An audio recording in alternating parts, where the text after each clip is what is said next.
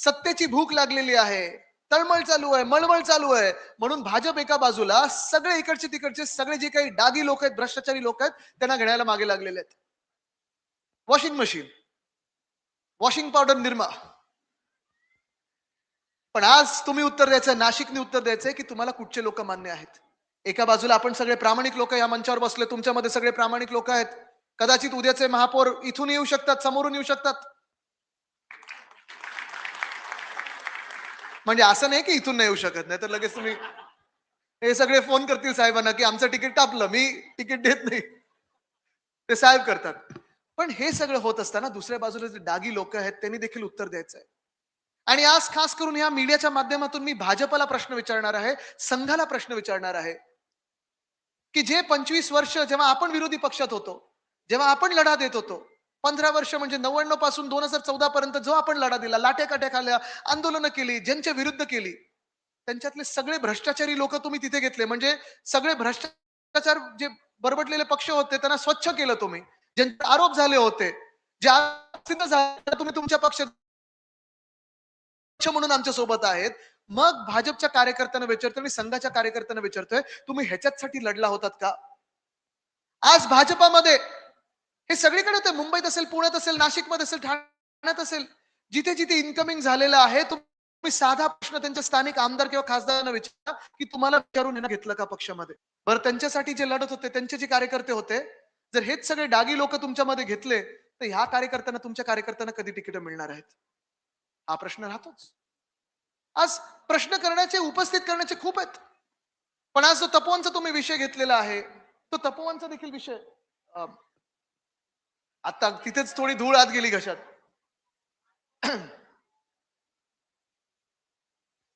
मला तुम्ही सांगा, तपोवन तुम्ही किती लोक जाऊन आलात तपोवन मध्ये? सगळे जाऊन आलात? सुंदर जागा आहे. म्हणजे मी आता पहिल्यांदा तिथे पाऊल ठेवलं आणि पहिल्यांदा पाऊल ठेवत असताना मला वाटलं, हा कुठे आलो, चांगलं झालं. मी त्यांना विचारणार होतो, आपण मेळावा वगैरे उद्या परवाकडे घेऊ शकतो का? आज एक दिवस इथेच बसूया. तपश्चर्याचं वन, पंचवटीत तपश्चर्याचं वन, प्रभू श्रीरामाच्या पावन पदस्पर्श झालेली ही भूमी. आणि अशा भूमीत प्रभू श्रीरामाचं जिथे वास्तव्य राहिलेलं आहे, हे पंचवटी कापण्याचं काम कोण करू शकतं? कोण करू शकतं? राक्षस करू शकतात, रावण करू शकतात, पण प्रभू श्रीरामाचे भक्त नाही करू शकत. हे भाजपवाले जेव्हा येतील आपल्यामध्ये, जेव्हा जय श्रीराम बोलतील, त्यांना सांगा, राम आमच्या मनात आहे, हनुमान आमच्या हृदयात आहे. तुमच्या मनात जर असतं तर तपोवन तुम्ही कापलं नसतं. जे तपोवन कापून तुम्ही साधू ग्राम बनवायला निघालेला आहात, तुम्ही मला सांगा, हे साधू, संत साधू, महापुरुष, महंत जेव्हा येतात तेव्हा त्यांची तपश्चर्या कुठे होते? जंगलात होते, वनात होते, 5 स्टार मध्ये होते? नाही. पण हे भाजपवाले खोटे बोलत आहेत. भाजपवाले साधू ग्रामाच्या नावाखालती एक त्यांचे व्हिडिओ कुठेतरी, एक ठक्कर बिल्डर म्हणून कोणतरी आहे ते, त्यांनी तो व्हिडिओ व्हायरल केला होता. मुख्यमंत्र्यांना ते सांगतायत की तपोवनला आपण येलो झोन मध्ये आणू, साधूग्राम बनवू. म्हणजे येलो झोन मध्ये, म्हणजे ग्रीन झोन, झाडं आहेत, वन कापून तिथे तुम्ही आता साधूग्राम बांधा. साधूग्राम बांधल्यानंतर, कुंभमेळा झाल्यानंतर तिथे बिल्डरांच्या घशात ते टाकायला मोकळे. तुम्हाला वाटतं हा त्यांचा धर्म आहे? तुम्हाला वाटतं हे खरं त्यांचं हिंदुत्व आहे? तुम्हाला वाटतं ही खरी तपश्चर्या आहे? अहो, खरी तपस्या म्हणजे तिथे आता तपोवन बनवलेलं आहे, ते तपोवनाला फॉरेस्टचा दर्जा देऊन, जंगलाचा दर्जा देऊन, खरोखर जे साधू महंत असतील त्यांना खरोखर तिथे चांगली तपश्चर्या करू देण्यासाठी आणि पंचवटी तशीची तशी चांगली ठेवण्यासाठी जी तपश्चर्या होईल, जी राजकीय तपश्चर्या होईल, त्याला खरं हिंदुत्व मानू शकू. हे भाजपचं जे आहे ते चुनावी हिंदुत्व आहे, खोटं हिंदुत्व आहे. आणि भाजप जी आहे ते रामराज्य नाही, रावण राज्य आणू इच्छित आहे, म्हणून हे सगळं चाललेलं आहे. कारण आज जे काही चाललंय ते देशभरात भयानक चाललंय चित्र. अरावलीमध्ये जो मी पाहताय, डोंगर कापायला निघालेत, मायनिंग करायला निघालेत, तपोवन इथे नष्ट करायला निघालेत, नाशिकमध्ये, नागपूरमध्ये अग्निवन तोडायला निघालेले आहेत. एका बाजूला हे सगळे भारतीय जनता पक्ष नाही तर बिल्डर जनता पार्टी म्हणून ते एकत्र आलेले आहेत. आपण सगळे नाशिककर म्हणून एकत्र आलेलो आहे. तुम्ही ठरवायचंय जिंकवायचं कोणाला आहे. आज इथे खूप मोठ्या संख्येत महिला उपस्थित आहेत. वाटतं तिथे पण आहेत, कॅमेराच्या मागे पण बसलेत. जवळपास 60% महिला आहेत तिथे. इथे आहेत, तिथे पलीकडच्या शेडमध्ये बसलेले आहेत. आज तुम्हाला विचारत आहे मी महिला म्हणून, महिला म्हणून जे काही चाललेलं आहे, जे शहराचं विद्रुपीकरण चाललेलं आहे, महिला म्हणून जे शहरात गुन्हेगारी वाढत चालली आहे, जे शहरात तुम्ही पाहताय रस्त्यांवर रस्ते कुठेही नाही वाढत चालली. मध्ये होते कुलदीप सेंगार, त्यांच्यावर गुन्हा दाखल झाला, चौकशी झाली आणि त्यांना गुन्हेगार ठरवलं गेलं. नुसतं अक्यूज नाही, तर कॉन्व्हिक्ट गिल्टी ठरवलं गेलं की ह्यानीच रेप केला. त्या मुलीने देखील सांगितलं की होय ह्यानीच रेप केला, त्याच्यानंतर गँगरेप केला. त्याला जेलची शिक्षा झाली, जन्मठेप झाली. पण भाजपचा आमदार होता म्हणून ज्या माणसाला फासावर चढवायला पाहिजे होतं, त्या माणसाला परवा बेल मिळालेली आहे. तर ह्या माणसाने फक्त म्हणजे रेप केला, कोणाचा बलात्कार केला तर फासावर चढवलंच पाहिजे. पण तेवढंच नाही केलं, तर वडिलांना त्यांनी ज्युडिशियल कस्टडीमध्ये मारून टाकलं. त्याच मुलीच्या वडिलांना. त्या मुलीच्या परिवाराला एका गाडीचा ऍक्सिडेंट घडवून आणला आणि त्या परिवाराला मारून टाकलं.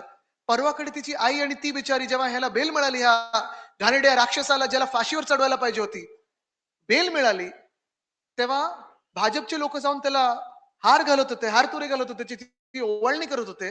आणि हिची आई आणि ही जेव्हा बिचारी रस्त्यावर आंदोलन करायला आली, तेव्हा पोलिसांनी उचलून हिना फेकून दिला आत. असं सरकार तुम्हाला भाजपचं मान्य आहे का? हे जंगलराजच झालं. म्हणजे ते जे बोलतात ना, जंगलराज बिहारमध्ये होतं, बिहारमध्ये होतं, तसं नाहीये. भाजपाच्याच राज्यात जंगलराज होतं. बिल्किस बानो सोबत काय झालं?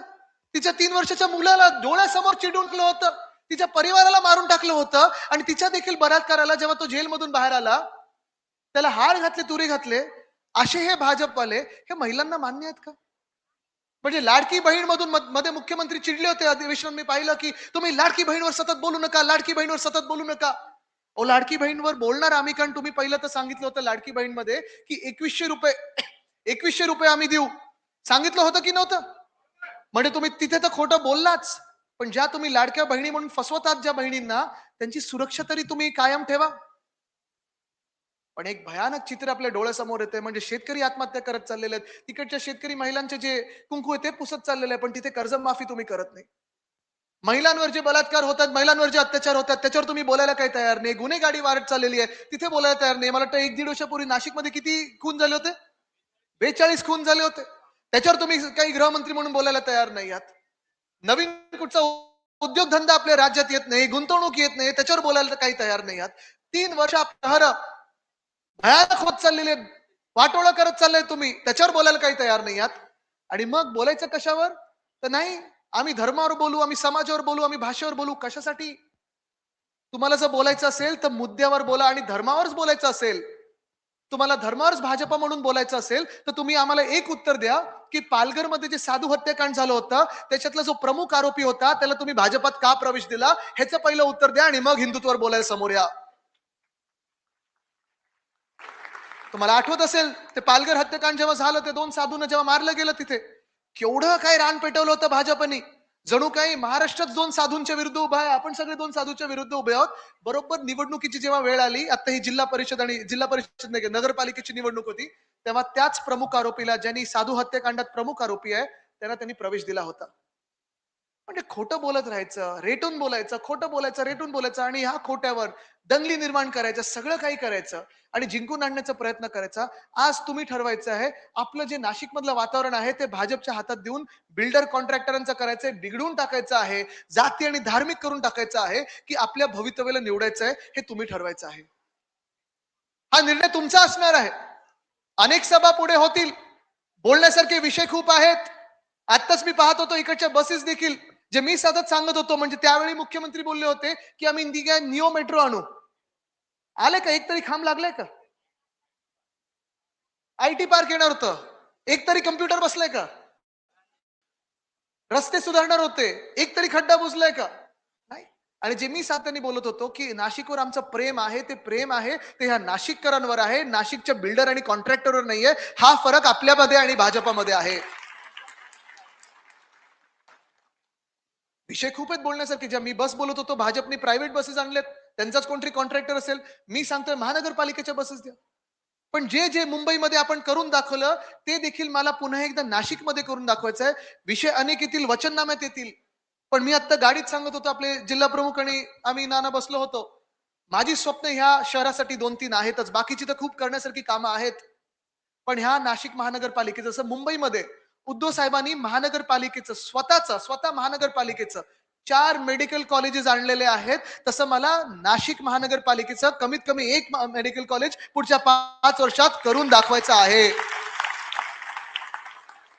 स्वस्त आणि मस्त आरोग्य सेवा ही नाशिकमध्ये आलीच पाहिजे. हे सगळे मोठे मोठे नेते येतात, सगळं काही सांगून जातील. मी पुन्हा एकदा त्यांना सांगतो, मुद्द्याचं बोला, नाशिक प्रेमाचं बोला, बाकीचं काही बोलू नका. जसं मुंबईमध्ये महानगरपालिकेची शाळा विनामूल्य आहे, 8 की 9 भाषांमध्ये शिकवलं जातं. मराठी अनिवार्य आहे, पण मराठी आहे, इंग्लिश आहे, सेमी इंग्लिश आहे, हिंदी आहे, गुजराती आहे, उर्दू आहे, तमिळ आहे, तेलुगू आहे, कन्नड आहे. 3.25 लाख विद्यार्थी ह्या शाळेमध्ये शिकतात. जी गलटी 30-30 हजार विद्यार्थी ज्याची गलटी लागली होती, हे चित्र सुधारून आपण डिजिटल क्लासरूम आणले, चांगल्या शाळा बनवल्या, IB, ICSE, CBSE ह्या शाळा आणल्या, विनामूल्य आणल्या. म्हणजे मुलांचं भवितव्य, मुलींचं भवितव्य पक्क करतोय आपण. असं मला शाळा ह्या नाशिकमध्ये प्रत्येक वॉर्डात आणायच्या आहेत. ह्याच्यासाठी मी तुमच्याकडे आलेलो आहे.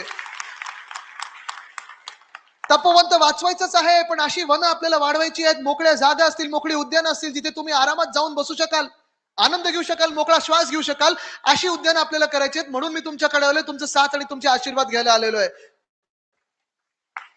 जशी BST, मुंबईमध्ये BST 25 वर्ष आपला BSTचा जवळ होता, मला 10,000 पर्यंत न्यायचा होता. आणि पुन्हा एकदा मुंबई जिंकल्यानंतर मी BSTच्या बसेस आहेत ते 10,000 पण देणार.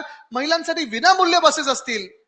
5, 10, 15 आणि 20 रुपयामध्ये जे आपण भाडं केलं होतं, फ्लॅट फेअर, 5 किलोमीटर जायचे 5 रुपयात, किलोमीटर जायचे 10 रुपयात, 5 किलोमीटर जायचे 15 रुपयात, आणि 20 किलोमीटर म्हणजे 15 किलोमीटर जास्ती जायचं असेल तर 20 रुपयात तुम्ही कुठेही AC बसेस घेऊन जाऊ शकत होतात. अशी बस सेवा आहे नाशिकमध्ये, ती मला आणायची आहे. ह्याच्यासाठी मी तुमच्याकडे आलोय. तुम्ही आशीर्वाद मला देणार की नाही? जे कर आपण एक साधारणपणे आपल्या शहरांमध्ये जे राहतात त्यांना आपण कर लावतोच. मुंबईकर, पुणेकर, नाशिककर, नागपूरकर. भाजपाने बरोबर तो कर बघितलेला आहे. कर वाढवत चाललेत, पण मुंबई, पुणे, नाशिक, ठाणे सुधारत नाहीत, नुसतं कर वाढवत असतात. पण खासदार साहेब, आपल्याला शहरातले कर आटोक्यात आणायचे आहेत आणि शहर चांगलं करायचं आहे. ह्याच्यासाठी मी इथे आलेलो आहे. तुम्ही मला आशीर्वाद देणार की नाही? निवडणुकीचे दिवस जवळ आलेले आहेत. परिवर्तन आपण घडवणार म्हणजे घडवणार, हे ठरलेलं आहेच आपलं. पण 2-3 साधे प्रश्न आहेत मला.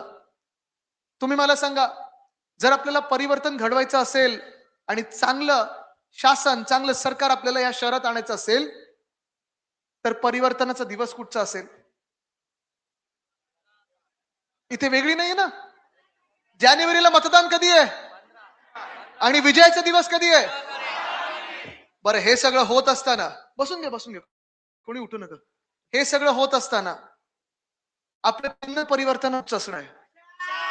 जरा मशालवरती ज्यांच्या ज्यांच्या हातात करून दाखवा, आणि हे हात मशाल पकडणार आहेत ते पण जरा वरती करून दाखवा. ही ताकद बघा, ही मशालीची ताकद आहे. आणि लवकरच जी गोड बातमी तुम्हाला युतीची ऐकायची आहे ती देखील आपण ऐकवणार आहोत. अंतिम टप्प्यात आहे. मला वाटतं पुढच्या 24 तासात मशाल असेल, इंजिन असेल, हात असेल, तुतारी असेल, हे सगळे चिन्ह जी आपली असतील ती घरोघरी पोहोचवल्याशिवाय थांबायची नाहीत. कारण 2 भाऊ एकत्र आलेले आहेत, 2 ताकदी एकत्र आलेल्या आहेत. पण ही ताकद जेव्हा जनतेची एकत्र येईल, तेव्हा भाजपला जे रावणाचं राज्य नाशिकमध्ये आणायचं आहे, पंचवटीमध्ये आणायचं आहे, तपोवनमध्ये आणायचं आहे, ते पळवून लावून पुन्हा एकदा आपल्याला प्रभू श्रीरामाचं राज्य इथे आणायचं आहे. तयार आहात? तयार आहात? तयार आहात? जिंकायला तयार आहात? पुढच्या लढाईला तयार आहात? कारण आश्वासनं ही खूप दिली जातील. इथे इच्छुक आहेत मला माहिती आहे, पण इच्छुकांनी पण ठरवायचं आहे, आश्वासनाला बळी पडायचं आहे की प्रामाणिकपणे सोबत राहायचंय. ठरवलं का तुम्ही? इथे मध्ये देखील भाजपा पैशाचं वाटप करेल, पैशाचा पूर आणेल, पण हे 2 दिवसाचे पैसे वाटणार आणि पुढचे 5 वर्ष अंधारात घालवणार. तुम्ही ठरवायचंय कोणाला तुम्ही मतदान करणार आहात. कार्यकर्ते म्हणून, पदाधिकारी म्हणून तुम्ही ठरवायचं आहे. त्यांना ताकद दाखवायची आहे की नाही? त्यांना हत्या करायचंय काही?